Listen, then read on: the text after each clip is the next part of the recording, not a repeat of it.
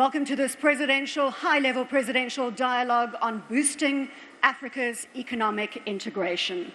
Joining me on stage, President Akinwumi Adesina, President of the African Development Bank, His Excellency Mr. Ambrose M. Dlamini, the Right Honourable Prime Minister of the Kingdom of Eswatini, His Excellency Mr. Felix Tshisekedi, President of the Democratic Republic of Congo, His Majesty King Letsi III, King of the Kingdom of Lesotho, and His Excellency Mr. Teodoro Obiang Nguema Mbasogo, President of the Republic of Equatorial Guinea. And welcome to all of you tuning in live from across the African continent to this high-level presidential dialogue, starting with President Adesina. We've seen your statements, sir, that what counts is action and results on the ground. I know that the African Union is targeting intra-Africa trade to reach some 50% by 2045. And I know that the African Development Bank has put a milestone in the sand for 2025 at 20%. Where are we to achieving that number, sir? Well, first and foremost, let me use this opportunity to thank His Excellency President Obiang for hosting this annual meeting of the African Development Bank, and also to thank all the excellencies that are here to joining us at this particular meeting. It's really exciting to think about the future of Africa. If you look at Africa, you got 54 countries.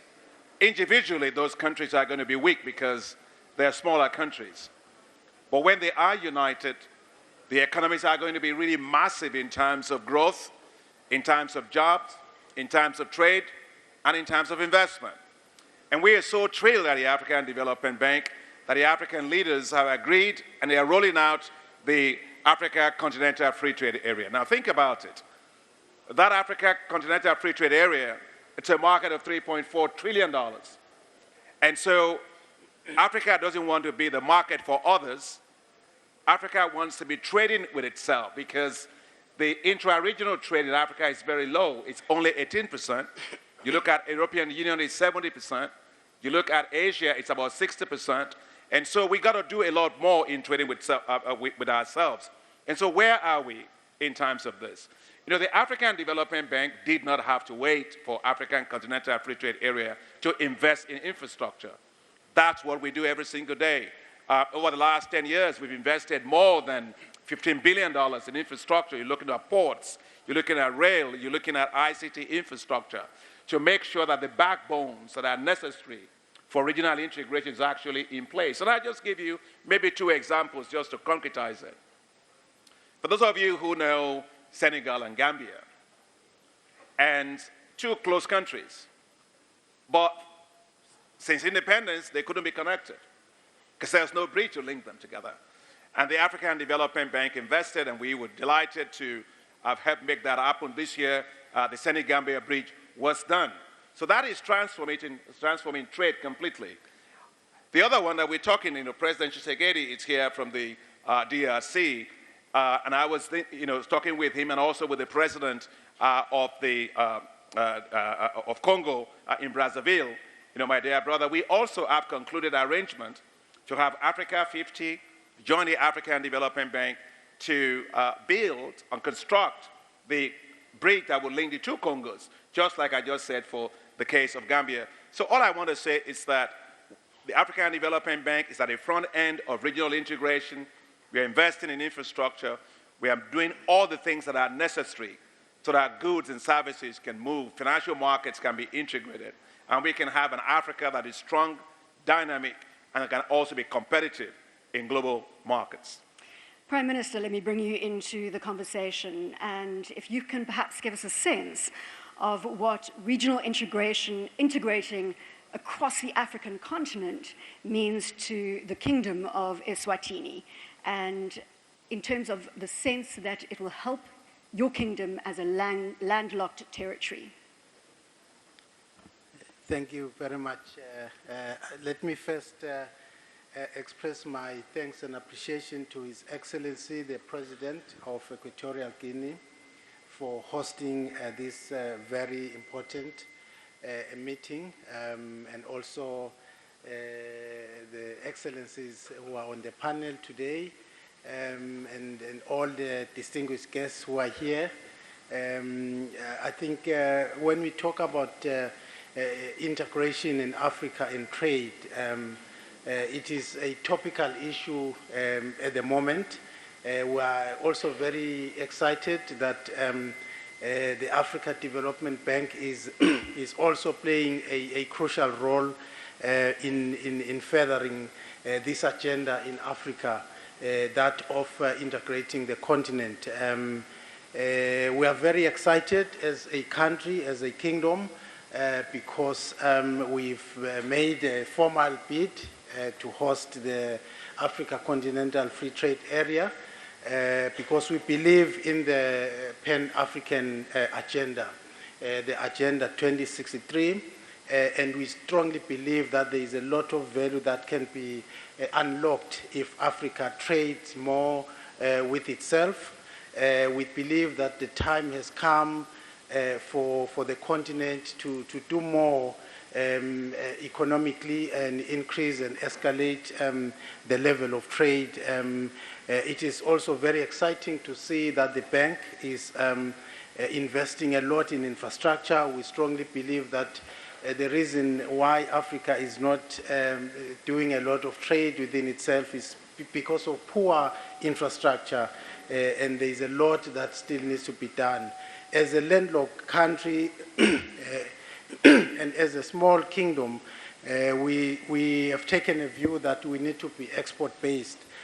But in being export-based, we would like to trade more with Africa and do more business with Africa to grow the economy, to improve the standard of living of our people, and we strongly believe that the future is in Africa when it comes to trade, and we therefore are looking at certain levers. One of the levers is finance, and the Africa Development Bank is playing that very important role of providing the necessary finance to make sure that economies in Africa do invest in infrastructure, and so that the economies can grow. So we strongly believe that this intra-trade percentage, which is very low at the moment, between 14 and 18%, needs to be increased to match that of the global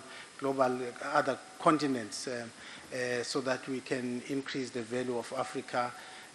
We strongly believe in the program and the agenda of the African Union as a country, and we would like to promote this Africa continental trade and be a critical player when it comes to that. President Tshisekedi, if you can give me a sense of what the Continental Free Trade Area means to the Democratic Republic of Congo, sir. Merci, Madame. Thank you, Madam. Just as the previous speakers, I would like to first and foremost thank President Obiang Mbasogo for the warm welcome extended to us. I also wish to congratulate the President of the African Development Bank, Mr. Adesina. I must say that I have great admiration for this gentleman, and whenever I exchange views with him, I discover the opportunities that the African Development Bank can offer us. So I would like to seize this opportunity to plead in favor of a general capital increase of the bank, so as to enable the bank to further promote and facilitate economic growth and development in Africa. As for us in the Democratic Republic of Congo, we fully subscribe to the ideal of regional integration in Africa, because we are convinced that it is key to the development of our continent.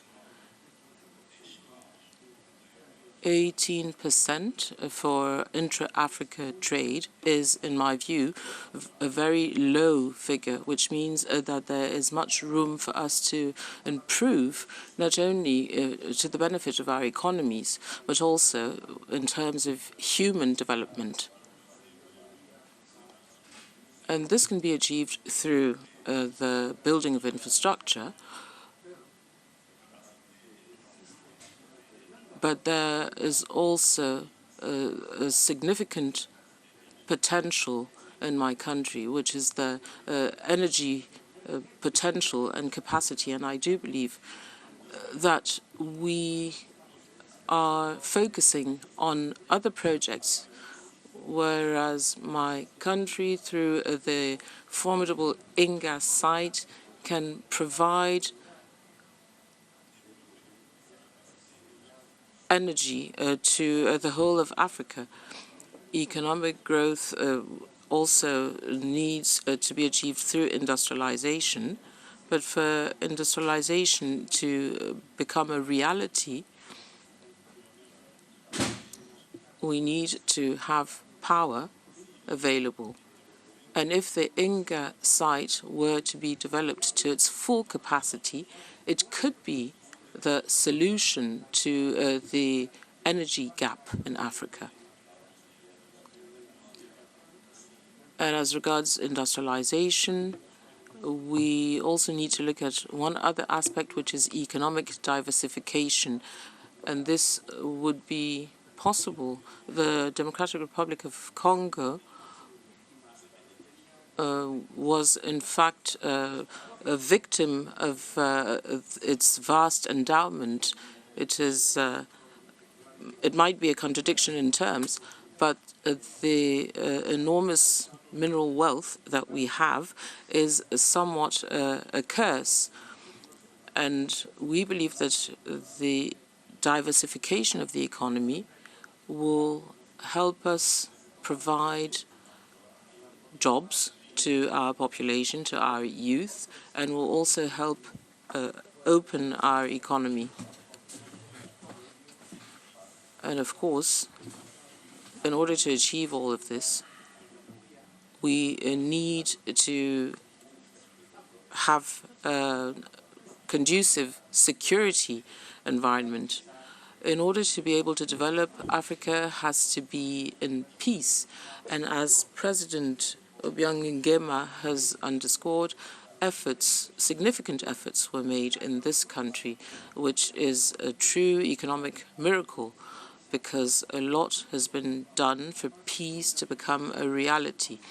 If we're not able to face up to the challenge of peace in Africa, then our dreams will remain just that, dreams.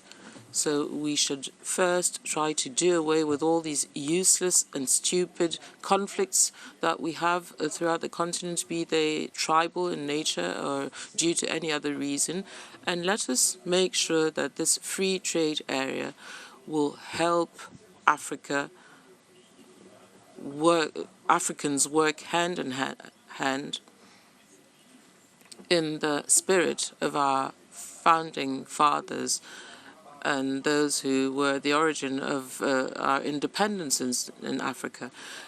If we hold each other's hand, if we make this free trade area a reality, I am convinced that we will provide a better future to our populations. Back to Southern Africa and bring the voice into the conversation of the Kingdom of Lesotho. And again, being a landlocked country, what Africa integration means to you, Your Majesty. Thank you, Madam Moderator. Allow me to start off my remarks in a similar fashion like those who have spoken before me, to convey my deepest gratitude to His Excellency, the President of Equatorial Guinea, for the warm hospitality that His Excellency and his government has provided to us since our arrival. in this wonderful city of Malabo. I would also like to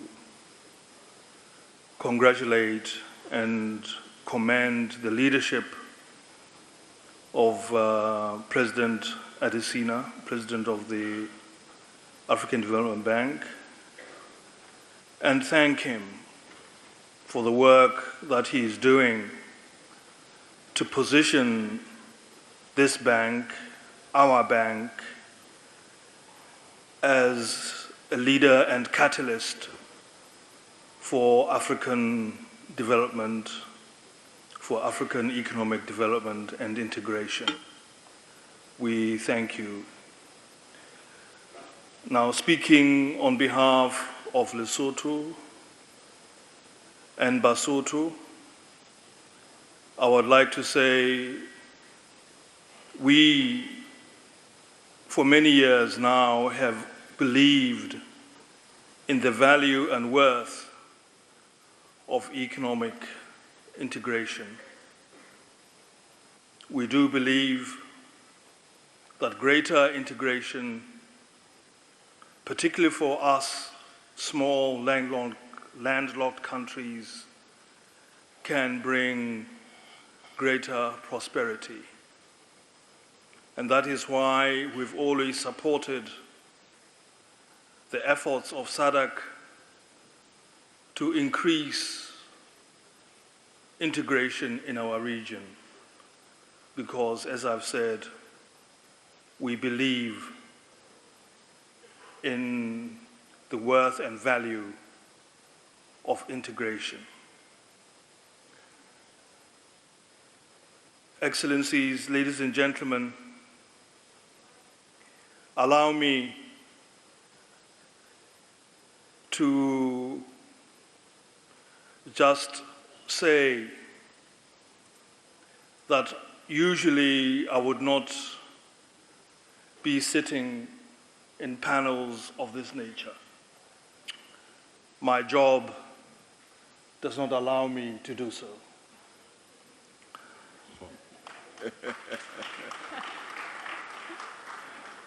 But in recent years, the African Union and the African leadership under the African Leaders Nutrition Initiative, supported by the AfDB, have given me an assignment which has forced me to sit in panels of this nature. And in that assignment, they have given me a specific task to remind you and to remind us as leaders that yes, it is important to build physical infrastructure, the kind of infrastructure that we have seen in the videos, the roads, the bridges, the ports, the airports. Those are all very important for our economic development and for our economic growth. But I am tasked also to remind you that there is another form of infrastructure that we also need to develop, which unfortunately up until now we have neglected. And that is what some refer to as the gray matter infrastructure. If we do not pay enough attention and if we do not invest and build this gray matter infrastructure, I would like to believe that the effort that we are expanding and the resources that we are pouring into physical infrastructure will not be as effective as we want them to be. Because the grey matter infrastructure is about developing the human being.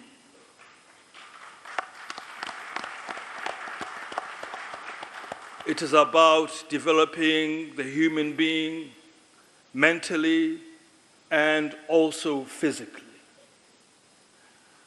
Now, in order to do this, in order to holistically develop the human being, so that that human being, he or she, can be a productive somebody, that he or she can contribute to the development of their communities, to the development of their countries. We have to take care of the basics. That human being, from day one, from the beginning of life, he or she has to be well nourished. And once that human being enters into the world, we have to make sure that he or she is well fed in a nutritious fashion. As that child grows up, we have to make sure that he or she is healthy. We have to make sure that that child is well educated. So, and that is how we develop the grey matter infrastructure. If a child is well nourished, healthy, well educated, he or she will grow up into a productive citizen of our countries, a productive citizen of the continent. And therefore, all of this infrastructure will be in good hands and will be used productively, innovatively, with imagination. That is why, for the past 5 years, if not more, I've been calling on the ministries of finance to pour money into ending malnutrition and stunting. I've been calling on ministries of finance and our ministers of finance to pour money and resources into proper health and education so that we can develop this infrastructure I'm talking about and fully develop the human capital of our continent. Thank you, Your Majesty. So that is where I'm coming from. Thank you. President Obiang, if you can give us a sense of the plans that Equatorial Guinea has over the next 12 months to fast-track its place in African integration. Thank you very much.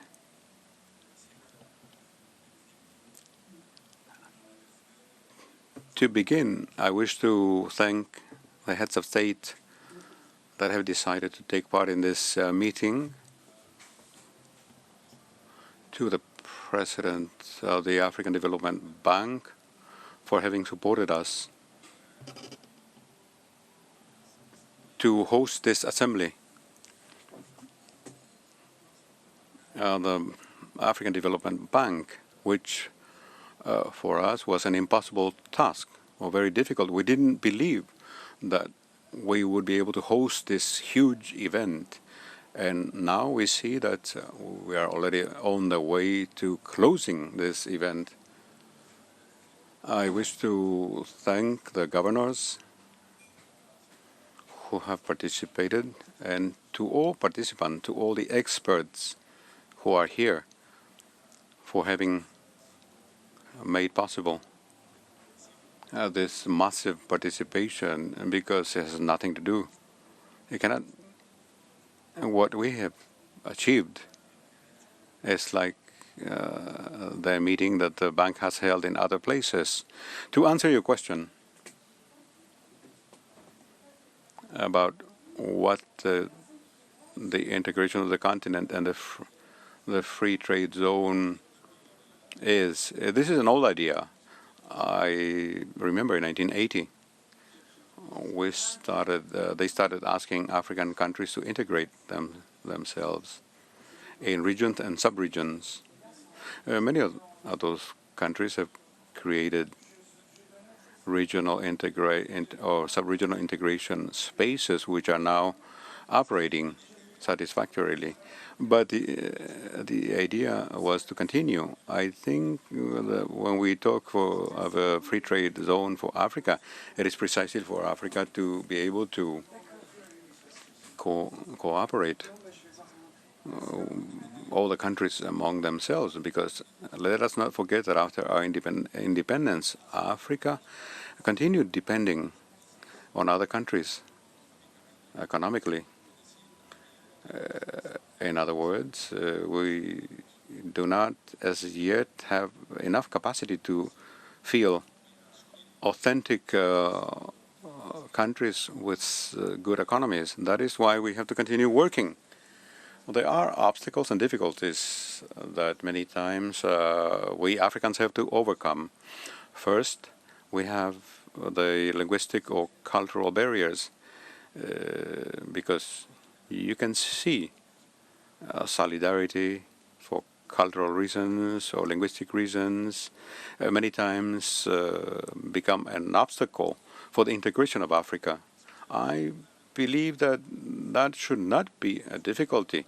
We have overcome the first proposal for Africa to work economically in sub-regions.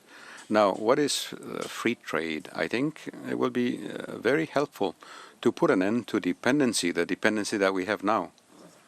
African countries have to promote South-South cooperation.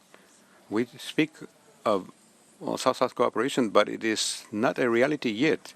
When we say South-South, that means that we have to have economic and trade relations with other African countries, because we cannot continue forever to depending on the major countries.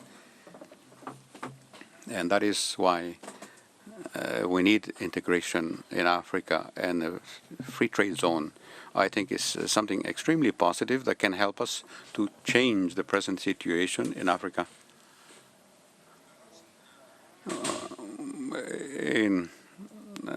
Equatorial Guinea is in the region of Central Africa, but we don't share the same culture.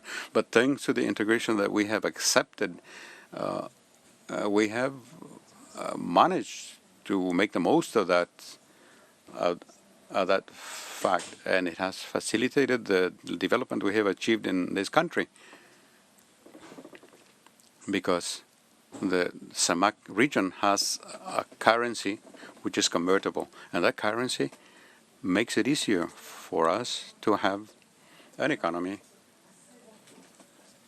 allowing our economic activities, and so that we can have a single concept of development among ourselves, how to develop our economy. We are achieving it, but we have to give up sometimes that selfishness. In Africa, you see national selfishness. Everyone wants to withdraw into a shell instead of liberating themselves and learn from others, because when we talk about cooperation, that means we have to appreciate the advantages of a country. We have to learn from those advantages and those opportunities, because we are not always going to be thinking about the major developed countries. It is difficult. We are not going to develop or learn from the United States, from China, from Russia, and other major countries. We have to start depending on our capacity. So I think that is the reason why I think it is very good to have integration in Africa, to have a free trade space to also facilitate the possibilities in Africa. We have to industrialize Africa. We are not going to start with huge industries, but we are going to begin transforming our raw materials, because we see that our raw materials are exported. I think what we need to prioritize is the transformation in situ, the transformation of our raw material. That is how I understand the concept of African integration, to have a free trade space and many opportunities to develop our respective countries. Thank you very much. Your Excellencies, I'm going to ask you to bear with me right now. We have got 25 minutes of satellite time left. What that means, gentlemen, is that we are broadcasting across the African continent for another 25 minutes only. There's so much to share on this platform, and I certainly want to get another round, 2 rounds of questions across all of the experts that we are faced with today. So I'm going to ask you to be cognizant of the time along with myself, and I don't mean to be rude if I interrupt you at any stage, but I do believe that in the spirit of Africa integration, we need to make the most of this communication platform, meaning the most of the next 25 minutes. President Adesina, you put some stats up, in fact, many stats, sir, and I need to congratulate you again on the results that we're seeing from the African Development Bank. Let's start with the free movement of people. You highlighted that 25% of African countries allow you to enter with no visa, 24% allow you to enter with visa on arrival. But I want us to focus on the 51% where visa is still needed for Africans to move freely into that country. How do we change the status quo? We've made great strides, but there's a 51% target that we need to look at now. Well, first of all, is that, investment is like water. It goes to where there's the least resistance.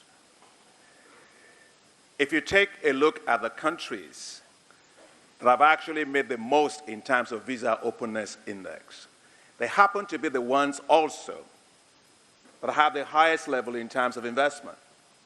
Today, if you go across Africa, you're looking at those that have made progress. You're looking at Mauritius, looking at Seychelles, you're looking at Togo at the top, you're looking at Benin at the top, you're looking at Ghana at the top, you're looking at Ethiopia and Kenya at the top. All these countries happen to be the one wherein investors are also pouring into. So there's a very strong and direct correlation between the labor mobility, the ability to capital also to be able to move, because both have to move together, and investment. So I would say the 51% have to learn from the fact that the others that are actually opening up their borders happen to be, and also giving people visas, are the ones that are able to do this. The second thing I want to say, with regard to this, is that as an African, if you go into, Africa is our home. It should be at home everywhere, and we got to make sure that even the visa, I think I want to commend the African Union for the tremendous job they've done in terms of the African Union passport. But recently I was talking to Aliko Dangote, it's Africa's richest man, and he said he went to a country and he had the African Union passport with him, and they say ask him for a visa. And so we got to make sure that we make it easy for people to be able to move. And finally, it's not just the formal businesses that need to move. Today, 70 to 80% of those doing business in Africa are in the informal sector.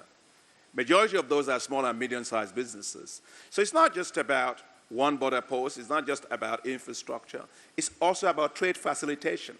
How do you get people easier to get travel documents? East Africa, for example, is doing a great job of that.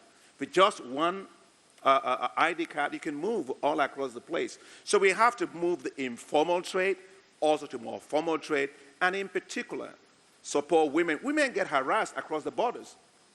I'll give you one example. I know, you want to push us, but I think people need to hear it. I was once on a plane, and in 1992, I was traveling from Lagos to Abidjan.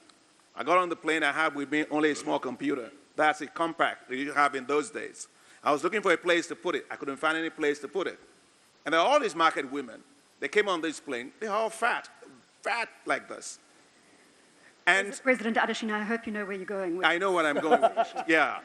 But what I'm saying is, when they got on the plane, I realized that they've been harassed.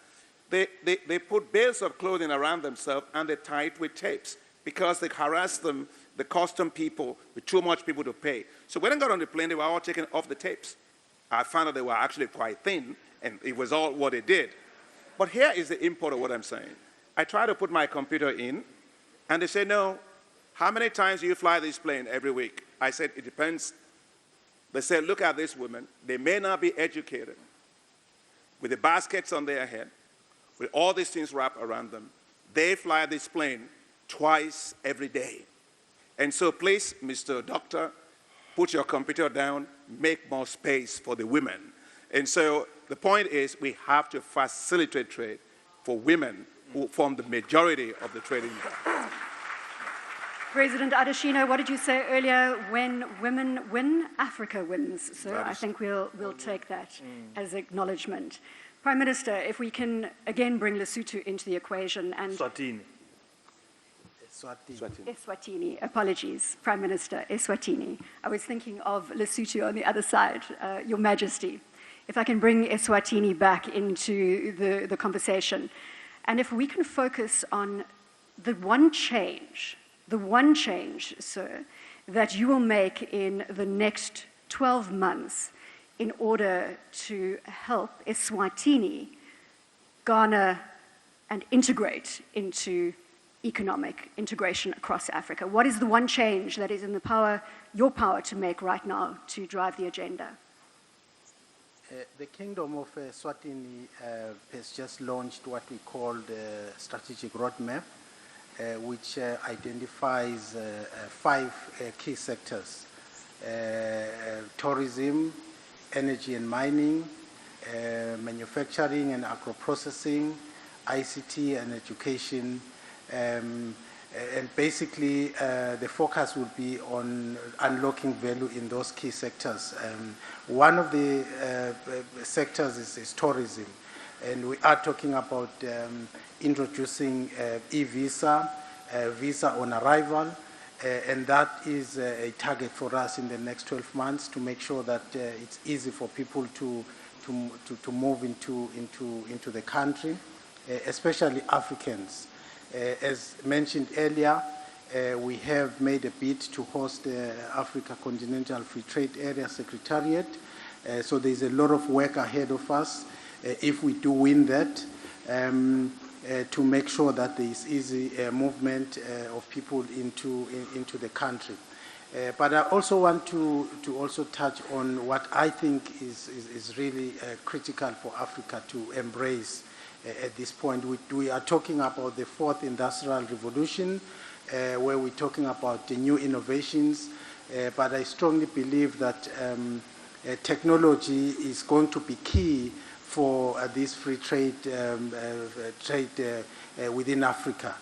We do need to embrace technology because it will allow us to leapfrog many countries when it comes to trade within Africa. The classic example is that in the Kingdom of Eswatini, we were able to move to increase financial inclusion within a space of about 6-7 years, from about 60% to almost 90% now, purely by using mobile technology. So that's why I strongly believe that we do need to invest in that. It's really great to see that the bank, the Africa Development Bank, is investing in telecommunications, in technology in the continent, and I think it's the right approach for the continent to make sure that we leapfrog and we accelerate trade within the continent. President Tshisekedi, if I can bring you, sir, to the same point, what changes can you make as the man who is driving the change within the Democratic Republic of Congo? What changes can you make in the next 12 months to help with the Africa integration strategy?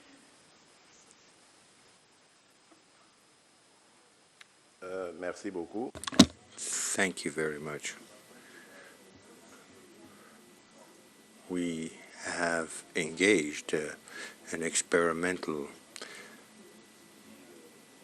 implementation of a project with regard to the diaspora, the Congolese diaspora, who are dual nationals, so we therefore did adopt a measure that would enable them to obtain a visa, not from their country of residence, but rather at the airport upon landing in Kinshasa or any other border point or point of entry. The goal of this measure, or the purpose of this operation, which would be extended at a later time to all African nationals, because we do think that we have to do away with such barriers, be they customs or immigration related, so as to enable the free movement of goods and persons. So the objective we are pursuing would be to promote within our program, to promote and champion human values, particularly for Congolese nationals, and therefore it would be all Africans that would be enjoying a promoted status through either trade or cultural exchanges. I do believe that in order to succeed in facing this challenge and to attain this objective, African countries need to get organized in such a way that sub-regional communities manage to phase out such barriers. I don't believe that it can be done directly at a continental level. However, thanks to our sub-regions, for example, SADC, CEC, ECOWAS, and so on, we'll be able to organize this type of fluidity, which would be gradually broadened to the entire continent. And this is how we would succeed in connecting such sub-regions one with the other, and finally, by the end of the day, the entire African continent. You do so in 12 months to further the Africa integration strategy. Madam Moderator, you will remember at the beginning of my intervention, I did say I usually don't sit on panels of this nature. That's because there's a reason.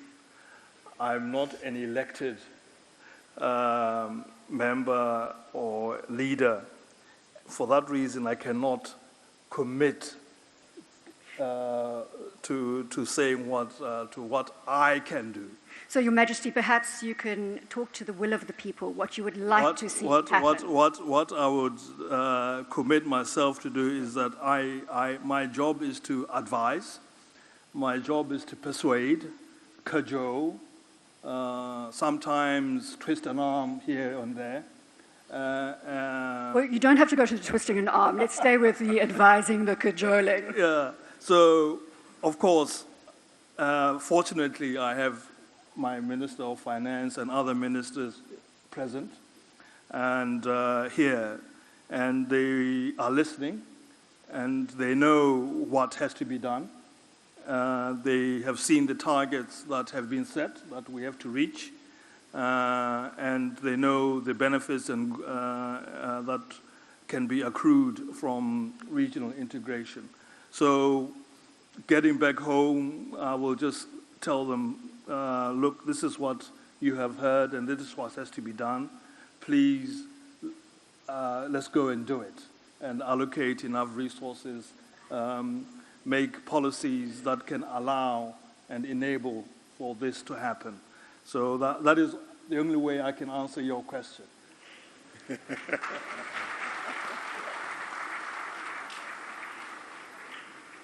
President Obiang and Mbasogo, if we can take you on exactly the same path, sir. 12 months out, we're looking at what Equatorial Guinea can do in terms of furthering Africa integration. Senora. Moderator, I have explained that Equatorial Guinea has always accepted integration. In the year 1980, Equatorial Guinea participated in a conference, economic conference in Lagos, and we accepted integration. That's why we are members of CEMAC, even though we have cultural differences, but we've always been for integration. But I'd like to tell you a story. As Mr. Rassini had explained, had told about the story on the plane with the ladies, and I wish to tell you about a recent story. In spite of the fact that we accept free circulation and we have signed the agreement, but what happened is that Equatorial Guinea was had to be persuaded to accept a free circulation in the space of CEMAC. And a few weeks ago, because this was in November 2017, we signed a free movement in a conference in N'Djamena, in Chad. But when I returned to my country a few weeks later, we suffered a mercenary attempt from the north, more than 1,000 kilometers, to invade Equatorial Guinea. That is the reason why we accept free circulation, integration, but there have to be rules. Those that circulate is the poor population. And Equatorial Guinea understands that and accepts it. But now, when it's transnational delinquents that will be causing problems to certain states, that could minimize the good effects of integration. That's why the governments have to create awareness to the people. But free circulation and movement should be gradually, it can't be massive. Those that circulate more, that travel more, is the poor population that are in search of resources. But in spite of that, they do it, and their intentions are positive. But when we register attempts of individuals which would like to cause problems for states, for instance, in Equatorial Guinea, we wouldn't have any problem. But violence comes far away from our borders, and we also have to educate the police. If we don't have police well-trained in order to identify the people, then that would be a difficulty. So we do agree, but what we have to do is to promote training, natural human resources, and currently we have registered attacks, terrorist attacks in many countries. And the first thing we need to do is to investigate who is behind this, who is financing terrorism in Africa. Because before, they didn't occur. But now we have terrorism everywhere, and particularly in the Western countries. And there's enormous loss of lives. But who is behind the terrorist attacks? That's what we have to find out. Integration is possible.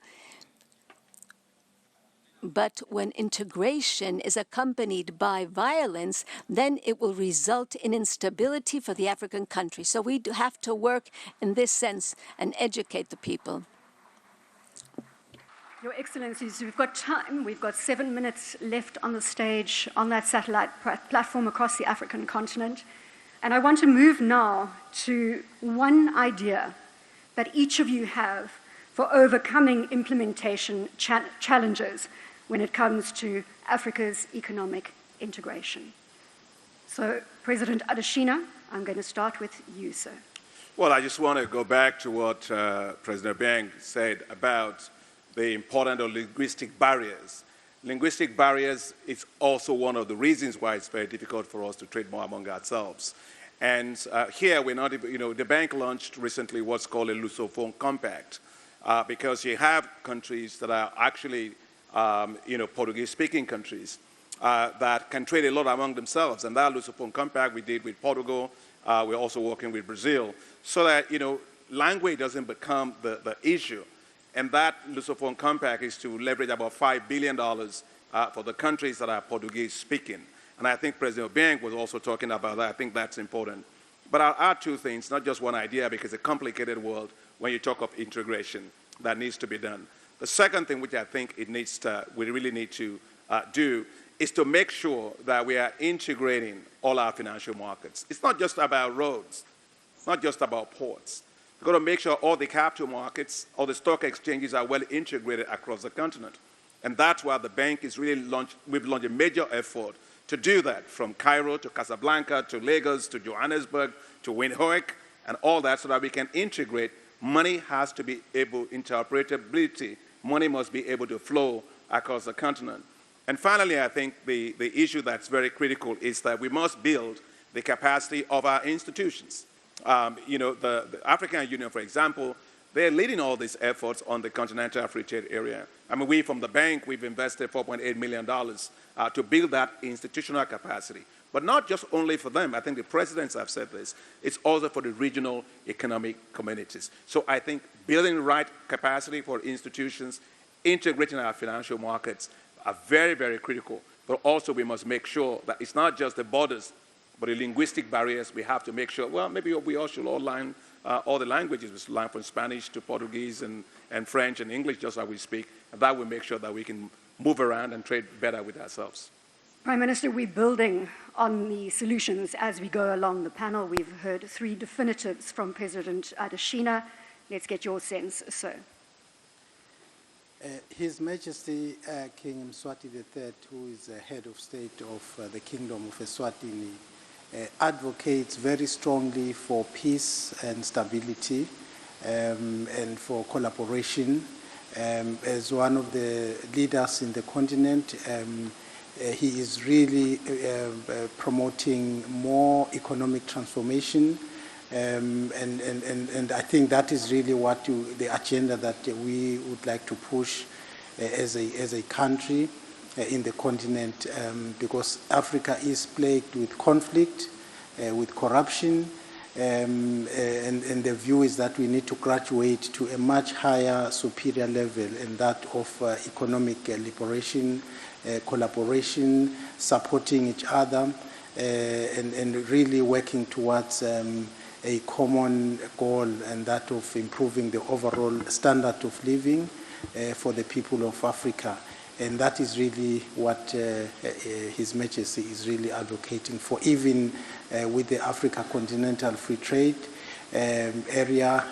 His vision is to see Africa integrate more, trade more, and advance economically, and that we have less strife when it comes to conflict and war and instability. President Tshisekedi, your implementation of a solution. Bien. In my opinion, I think we should attain 3 objectives. The first is to overcome this issue of insecurity that we see in all the continent. Secondly, I think we need to reach our economic objective. I think we need to, of course, fall away. To fall away all these barriers, which in fact do impede the free exchange of goods and services. And then it's the cultural objective also that we need to attain. I think we need to inculcate new values amongst our populations, values such as the fight against corruption, the fight, for example, against issues like ethnicity and tribal. We need to promote women, because women are an essential component, of course, in all economic exchanges. They are an essential vector. and certainly towards the success of economical exchanges. And of course, education, access to education is a fundamental factor, because it is thanks to this education. His Majesty, now we've got 1 minute 22 on the clock. We will be losing satellite time in 1 minute 22. Your Majesty. Well, I can only answer your question from the platform from which I occupy. And this would be a platform which would instruct me to say that economic integration cannot be effective unless we develop the human being and our human capital. So, which basically means going to the ministers and showing them they know the figures. This is how much we are losing if we don't develop our human capital. So that would be my answer to that question. And President Obiang Mbasogo, the last word to you, sir. Señora Moderadora. Moderator, I've indicated before some difficulties. For example, the cultural barriers and the linguistic barriers. I spoke of the security of the borders of the states, but I can point out another barrier we see among African countries, which is the national selfishness.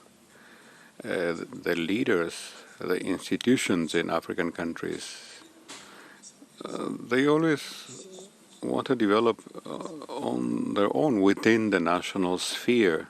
There is no contemplation so that development may be also for other countries. That is why we have commercial trade barriers. We have to eliminate those barriers so that integration, economic integration and trade will be free, will be done freely without those difficulties that I've indicated. And also, I would like to mention the national selfishness. Some people want to withdraw into a shell, their national shell. They don't want to know about what's happening in other countries. That's another problem, which I think we have to struggle against it. We have to put an end to that national selfishness of some leaders in some countries. I'm going to borrow from both the President of Equatorial Guinea and the Finance Minister of Equatorial Guinea. They both quoted the late, great Nelson Mandela. It always seems impossible until it is done. Ladies and gentlemen, it is being done. Here's to celebrating Africa's economic integration. Thank you so much for joining us as a live audience, and thank you to those that have tuned in across the African continent. It has been our pleasure.